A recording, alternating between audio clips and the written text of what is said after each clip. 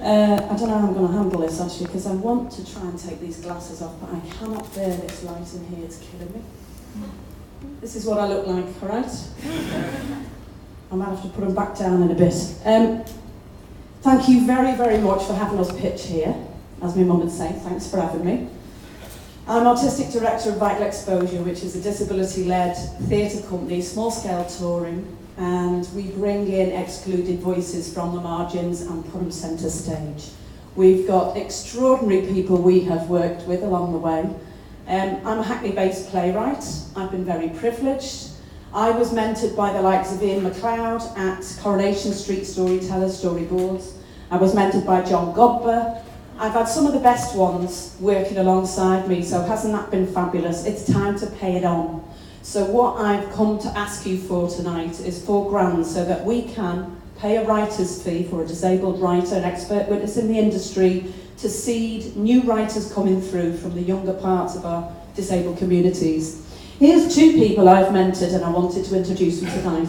Jen Stewart from Canada, who is now writing her first feature film script, and Rachel High, who, I won't get in the way over there, I think is one of Australia's national treasures, who's just finished her degree in drama and education and is about to join us watching Pullen's Party, our biggest production, which is going to happen on the 15th of July at Olympic Park, so I hope to see you all down there.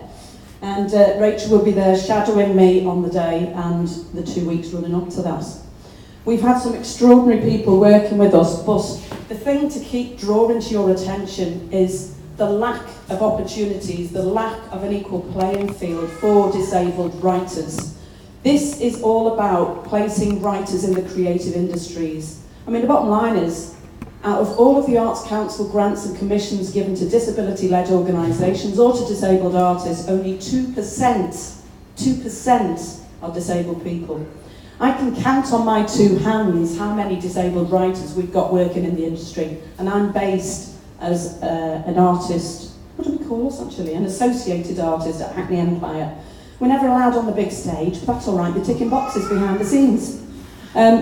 We've done some wonderful work running workshops out in Brazil, northeast Brazil, Pernambuco. I went out there to run writers' workshops with people who are passionate about ageing and dementia, because I wrote a piece with my mother who led us creatively, really. My mother's in the later stages of Alzheimer's. It was an act of grace working with her, can I just say. It is a lifestyle choice. You need to meet my mother before you say there's an ethical dilemma there at the heart of that. She's enjoying it, let me tell you. Just watch the glint in her eye. So these writers all here gathered had somebody in their lives who is struggling with dementia, and with that negative trope you get with a diagnosis of dementia. My mother is somebody who would say quite happily, you can live well with dementia, no surrender. Here, this team of people, that's me there by the way, probably about 8 years ago, so look, I'm aging now.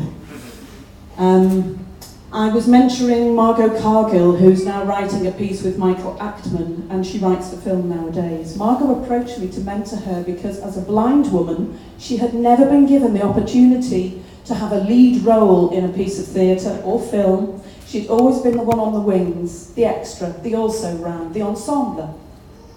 She's lead now, they've just won an award, both out there at Sins Invalid in San Francisco and again at Calgary. So the work we're doing makes an impact. This is a piece of work from Hold the Hearse. I had the best commission I could have had in the last couple of years as a writer. I was recruited to look at the hidden collections in the medical museums and the medical hospitals and lift the lid on how disabled people have been represented over the years in those collections. It was an extraordinary privilege looking at 8 museum collections and responding to the question, why are some lives more highly valued than others? It's been an extraordinary time this last 2 years looking at that question and exploring some of the other stories that have been brought to us. I wrote a piece called Whisper Me Happy Ever After from the testimonies of children with mental health issues. That piece has now seen 17,000 school children in London and continues to. We've had to support that piece with all manner of, CAMS, Children's Mental Health Services, Children's Champions, counselling, thank you very kindly. But actually, my most exciting moment is to have one of our rising stars give it the last word today. So I'd like to introduce here, where are you? Eden West. How did you get there? That was magical. Eden was a great find. He'll tell you a little bit more about his journey through vital exposure. So I've been working with vital exposure for about 18 months now. I've been working with my first equity professional job.